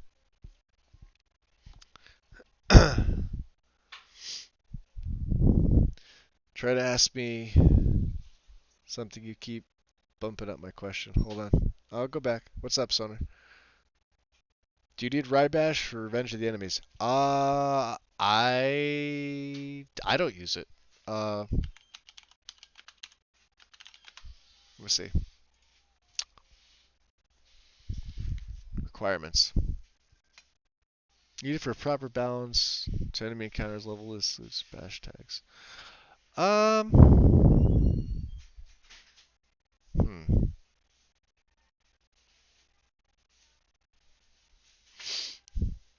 You know, to be honest, this may be a question for Tim. I've used Revenge of the Enemies before without Rybash, and the enemy scaling seemed to be fine.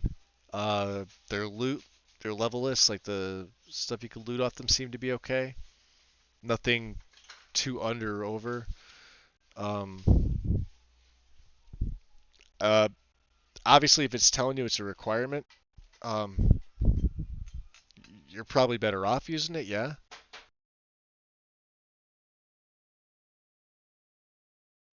But like I said, I've used this on probably 4 characters without Rybash.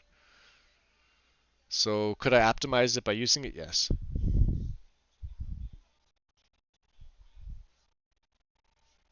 It makes it harder.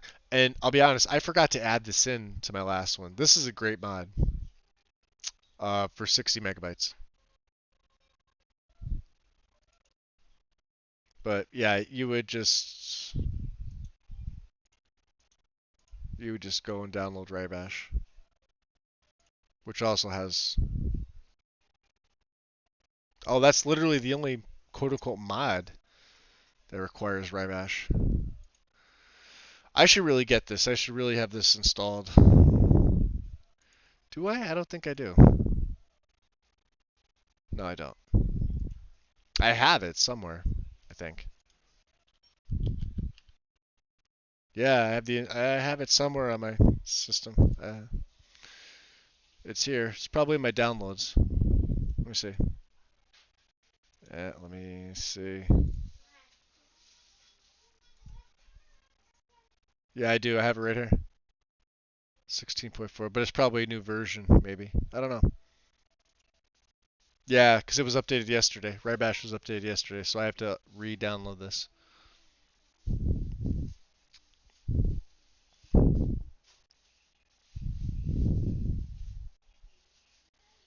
That OP ready? Yeah. I see who's watching Sinitar's videos. Sonar. Tell me I'm wrong.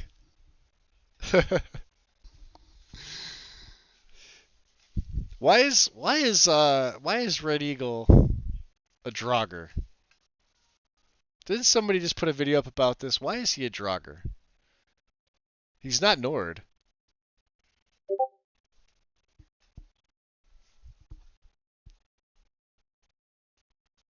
Eagle's Nest. Yeah, that sounds right. Yep.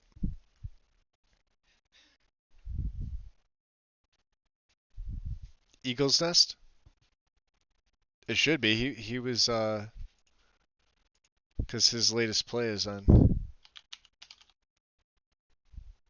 The Legend of Eagle's Nest. This one.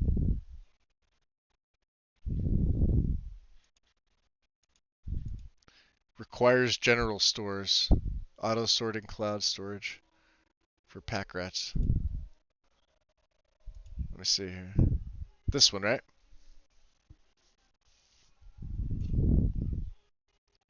There you go. Yeah, it's on SC. It's located. It's White Run. Oh, on the way to.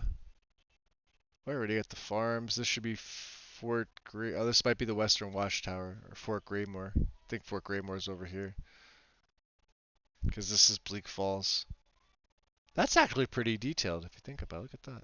Eagle's Nest. That looks cool.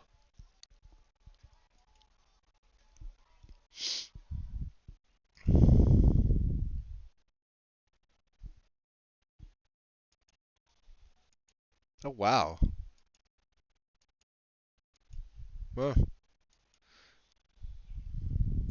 what do you need for this? What's the requirements again? Just the general stores?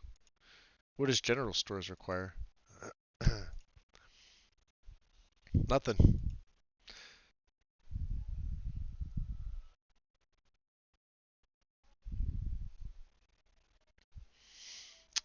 A mod is resource for fast, safe storage from anywhere in Skyrim that adds auto sorting of items.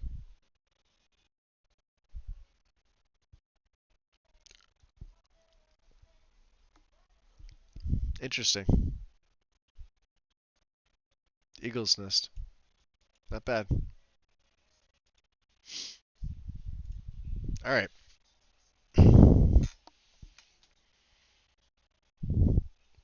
I do. I really have to start watching Fleet Story. I started it. I think I got through the first 3 or 4 episodes, and and then I think one of my own plays. I'm not sure if it was Athril or if it was a different one, but I started to stream one of my own, and this is before I got re-injured at work again, and I was out. But I had started to watch the first couple ones. I was really enjoying it, Ren. I really was. I'm surprised I haven't watched it before because I think I've watched all the other ones, and then I was moving on to uh, where is it? I think it's the newest one that EJ was doing. Let me see.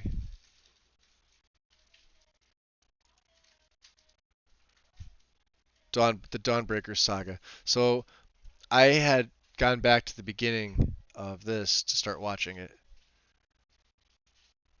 because EJ is immensely talented. So for those of you looking for more stories to go along here, look for Dawnbreaker's EJ story, and I'm sure there's others. I went back and I'd seen the first 2 episodes, and then obviously everything with work and my back happened, and I was just pretty much out of it. So, but I was in the middle of doing Fleet. I was in the middle of doing Dawnbreakers. I was in the middle of my own stuff. So, talented group over at Character Crusade. You guys just, for those of you who don't already know, who are looking for excellent, excellent storytelling and amazing characters and a fantastic community, I have to say, an absolute fantastic community. What is Nesbitt even on? Oh, he was on at 420. Oh, 420. Wow, he's up late. Go to bed. All right, let's do some load order stuff.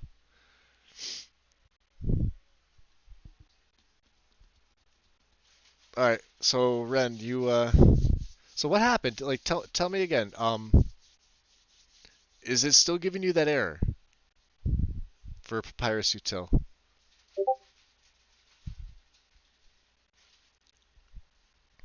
Your grass mill?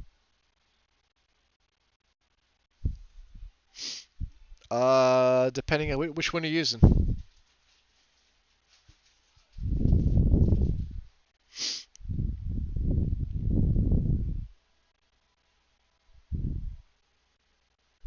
It's AAO. What, Cathedral?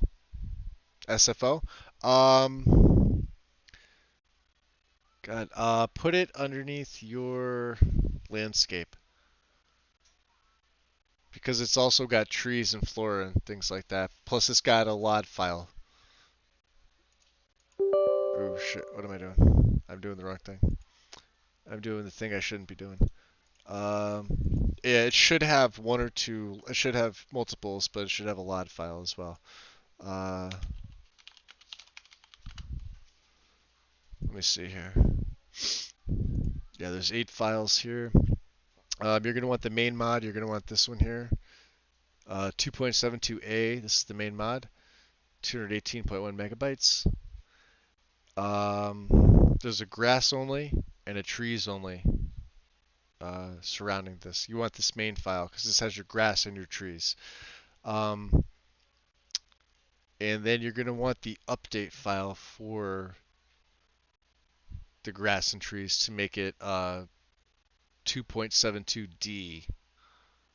And what you'll do is you'll merge the update for your main mod. You're going to merge one of these with one of these, whichever one you pick.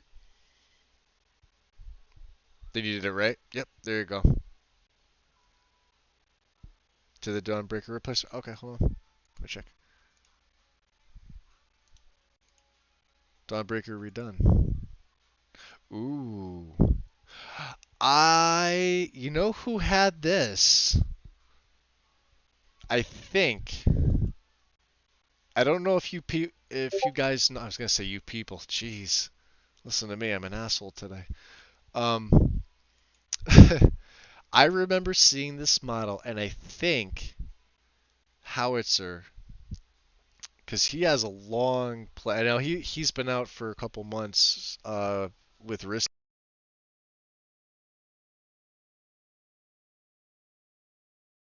All right, the headphones keep going off on me. I think Howitzer was the one that was using this model or a model similar to this because it looks very familiar.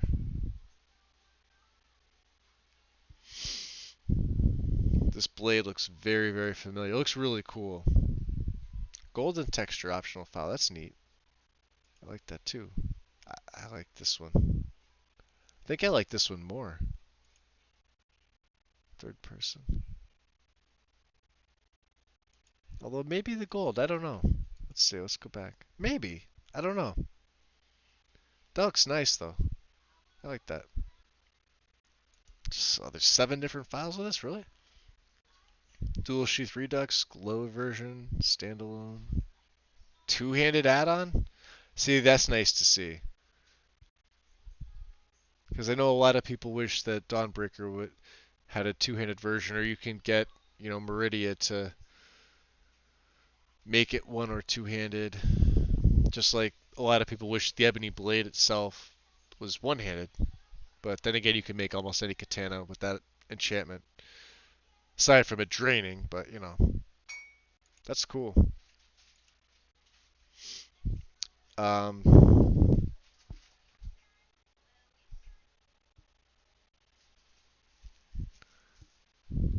yeah, I don't really go for a lot of gold myself. I guess I'm a silver kind of girl myself. No.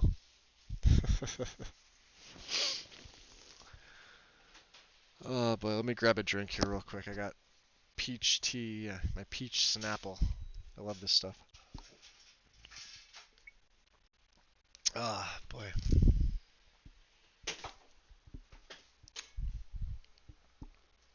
I forgot to pick up my wine on the way home. I was so flustered from everything that happened today. God damn it. I forgot all about it. Oh well. I'll take up drinking another day. Anyway, so yeah, you'd need probably this main file here for SFO. Make sure you get the update file, and then you're gonna want the LODs for it too.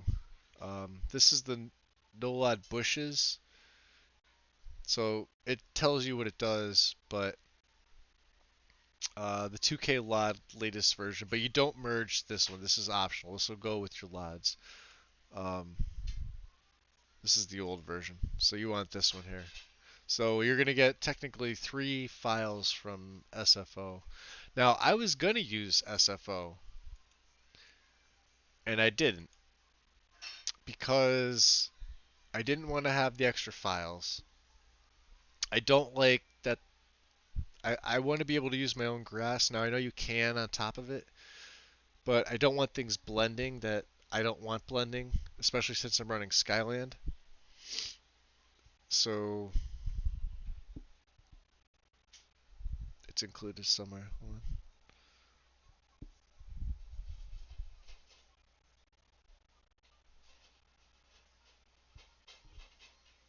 What do you mean that's not it?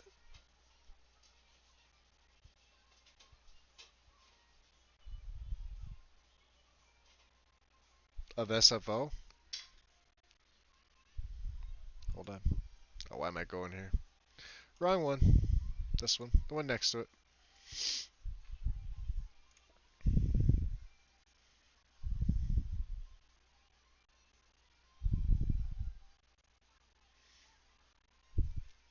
Gen folder is included with the mod. If you need to generate tree lines again, please note it is not required to generate. Already done on its own. Added trees only version. Gen folder is included with the mod. Okay, so let's find out.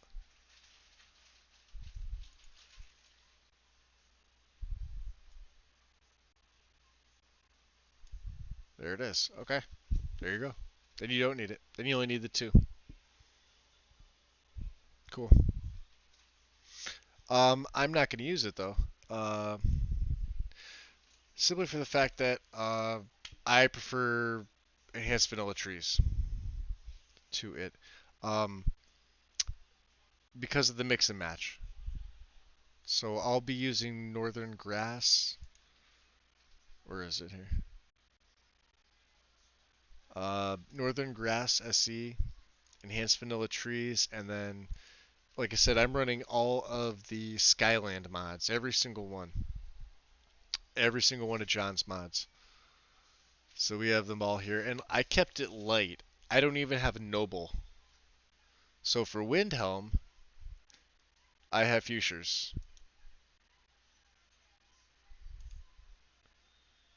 Uh, because now I haven't seen this yet, but these are the 2020 textures here. So I grabbed his Windhelm, which is it's a large file. It's 430 something megabytes, right? Just for Windhelm. But since John doesn't tackle Windhelm in the Skyland series, I had to do something with it since I'm not running Noble. Otherwise, uh, Noble would touch Windhelm, but I don't have that, so I kept Noble out of it this time. We're just running John's mods, and then I needed this for Windhelm. Um, he touches the DLC too, but I'm not really sure. I'm going to be running something else. Let's see.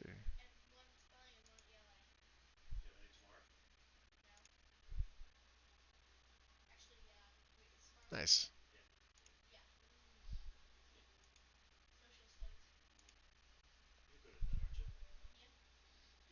Oh, that smoke looks really good. Tim's got. I love that. That's one of my favorite effects in the game. The smoke mesh. That's real cool. Stuff missing? What is missing?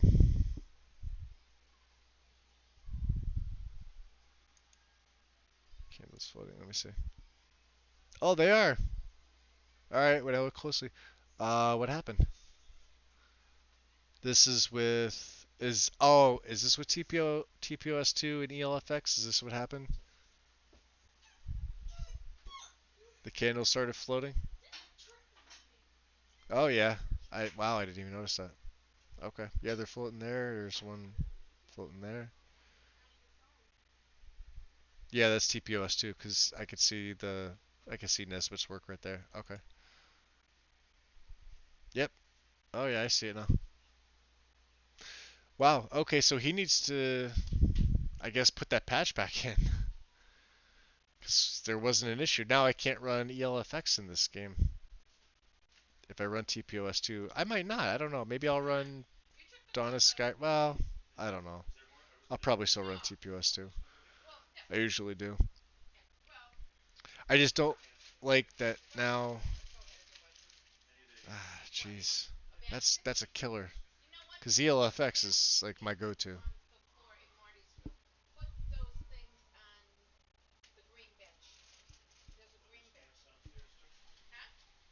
Hmm. Okay.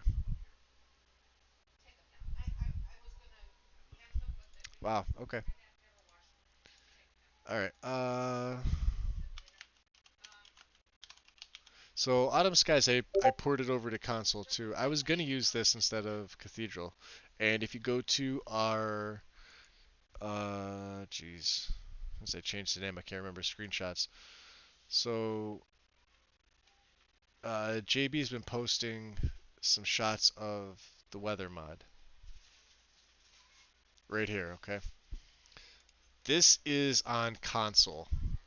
This is this Autumn Skies mod that I ported over to console for them. Um, it's by Tarl. Okay. These are console screenshots with this weather. He absolutely loves this. Um, I think this is Skyline. You can see, hey, look at this. He's got realistic water too. I can see it with the little split. We all know what that is. Thank you, Bethesda.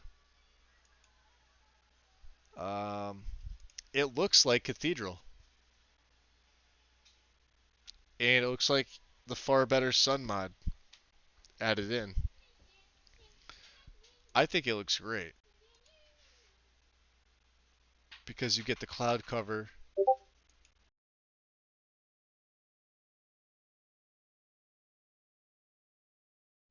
Oh no, Tim, it's cool. The photos were fine. I was able to see it. I'll have to report it to him. This is console too, by the way. This is still JB's pictures. This is Whiterun. He did a fantastic job taking these. Um, and I'm actually really impressed with the weather mod. I didn't think it was going to turn out this good. He did a really nice setup as well. I don't know what Idolof's wearing, but that looks pretty cool. So these are all on console. These are all on Xbox. It looks great, you know?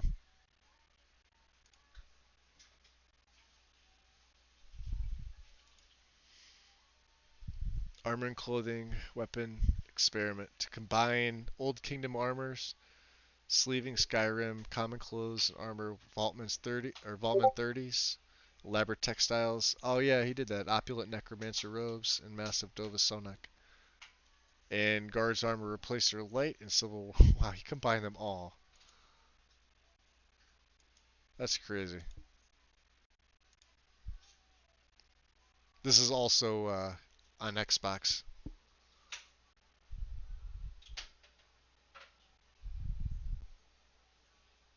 Shat the bricks. Brick shatting is not good. Alright, let's get out of Discord.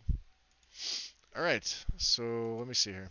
Alright, well, I'm going to keep going with mine, I think. Just because I have a little bit of time left and I want to get some of this done before, because we're going to have dinner here in a little while. It's late here for me, but. Um, so yeah, as I said, I'm using all of John's Skyland mods. And you can see I have them all here. We are going to run Enhanced Texture Detail and SMIM, but no Ruins Clutter. Uh, I decided against it uh, purely for the fact that it's going to clash with some other clutter mods that I'm probably going to run, uh, whether it's Rustic or Matthews. And I'm pretty sure that even Matthews may look a little odd compared to the what Skyland does for interiors. Um, but that's what I'm going with right now. Dynalad resources and HDLAD textures. We have the, well, when I get point away. Skyland road signs are awesome. I have every city, so it literally covers the entire game. Uh, the landscape. Then I'm using the dirt roads. I'm not using blended roads for this, and I'm not using the Whiterun cobblestones. They're the only ones that I left out. So I want the dirt roads. I thought that would be a nice little, a new kind of change because for the longest time I've been running blended roads and I like it, but I wanted something a little bit different. So, what else? And then, like I said, Fisher's Windhelm. Large mod, but it covers Windhelm. That's all I wanted. We're not adding anything else. Whether I go TPOS2 or JK's and Dawn, I'm not sure yet. Um, I think for this character, I may um, I may go JK's and Dawn because I will be able to. I still have Braven's uh, character preset saved, so when Solitude gets finished, I can recreate Braven, and I may just restart that character because apparently Nesbitt's going to be doing a couple other towns and cities, so there's no point in even starting Athrulur at that point. So I'll do something else in the meantime, you know. And he's going to be streaming as well, so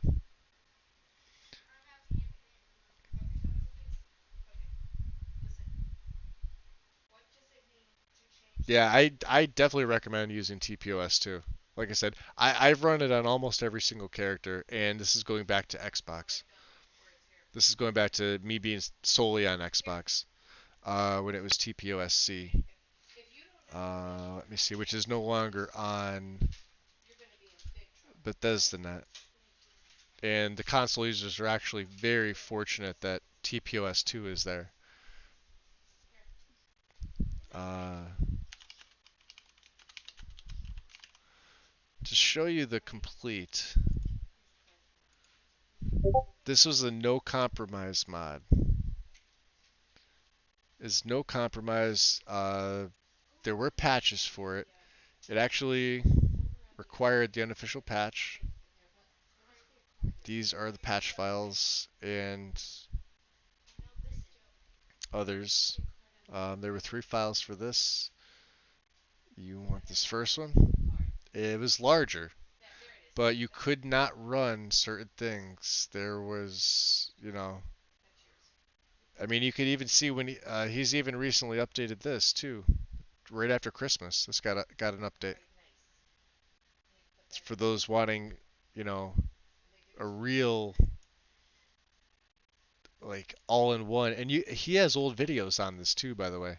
So this is the mod that was stripped back for TPOS2. This was the oh, wow, kicked me right out, didn't it? Not videos. He's got 38 videos here too to look at. Let's look at the images again. Jeez, kicked me right out. So Falkreath Graveyard obviously looked like this. It was a little bit larger, but you can see the design like really without a grass. It's just a landscape at this point. But you could see all the other structures. Um,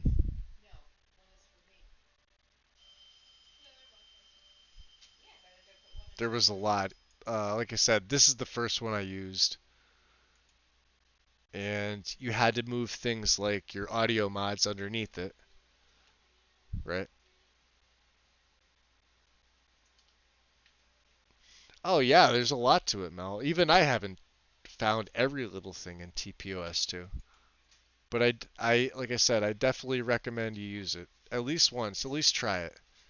You know, you're really this is this is really what Skyrim should have been. When you get to see come down from Riverwood, you see this is Snakeback Bridge. This is the new bridge going towards the farms. And then you have like the hanging bandits along the road. You can see them there. Um, this is Markarth Heights. This is right above the city of Markarth. Its own little world space here. This is the Thalmor outpost. I'm assuming this is outside Whiterun. It's in the rain and everything, but there's a Thalmor standing there, sitting there, and they have a Talos worshiper dead in a cage, and another one hanging here. And then all the little outposts and things. There's triggers, there's traps, there's warring battles all over the place. This is Windhelm, modified, right? Outside White, or there's an executioner that stands here now. I'm not sure if he was the original guy. Stuff like this, you see, this is on the road at Forsaken Cave, coming down towards Angus Mill. Yeah, it's a whole new game, Mel. It's a whole new game.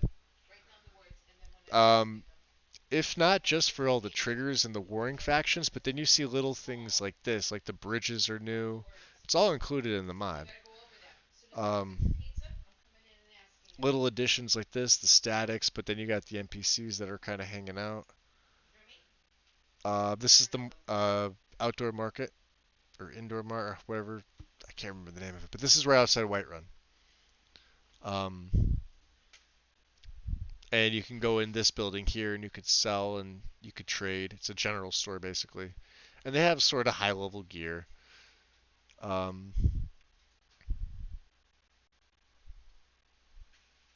Trying to remember where this is. This is an Elven Tower, is it? Yeah, this is. So this is a tower. This is in the tundra, but I could see he's got another mod enclosing it. I'm not going to tell you.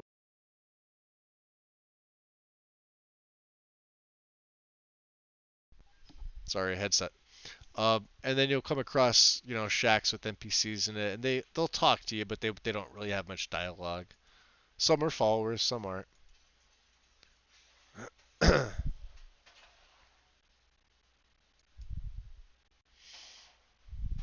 And then these are frost rests. There's a bunch of them for those of you that are into survival. So there's already bedrolls, there's already a campfire, but he also includes firewood around it too. So if you're in an area where there's really no trees to chop down, you already have some firewood. And the fire pit's already there for you to light. And then this is outside Riften. This is the little city edition outside. These are, I want to say, a bandit camp. Oh, this is in the volcanic tundra. I know where this is. This is outside Darkwater Crossing, or it's close to it. And then, of course, the interiors too all come with like the decor and the pictures and the drunks staggering around. There's a lot. These are the warring factions, so you'll come across these randomly throughout your travels. Stormcloaks and Imperials will be engaged in battle, which is why, it's not recommended to use any other, um, like, no Civil War mods. He already includes them in. They're already included in TPOS too. And they'll fight, and it's randomly generated who's gonna like the outcome of the battle. But you could be standing right here, and neither side will be hostile to you, or your followers. This is outside of Riften, I think. Maybe, I think it is. And then this is coming down from like Valtheim Towers. Cradle Crush Rock should be over in this direction. Then you make the turn. I think this is just called the Sawmill. There's another building here. There's a third building behind it. This has been expanded upon, and I believe this structure is no longer here. This one may or may not be there, but this one's been expanded upon. Um, this is outside of Winterhold. This is outside of Windhelm. This is the Danbar farmhouse. The child and the mother are dead here. My favorite bridge in the entire game, outside Windhelm. You guys have seen me cross this about 1,000 times. Just the design itself is so amazing. Yeah, like I said, I supported this when I was on console. I'm so fortunate to still be a part of this now. Um, it's just amazing. This is Windhelm. Look it out. He takes some amazing shots when he wants to. This is the House of Talos. Player home. You could actually use this as a player home. The key is inside the safe. Pick the safe, pick the lock, or pick the safe or the key. Get it, you know, open the door, or you could pick the lock for the door.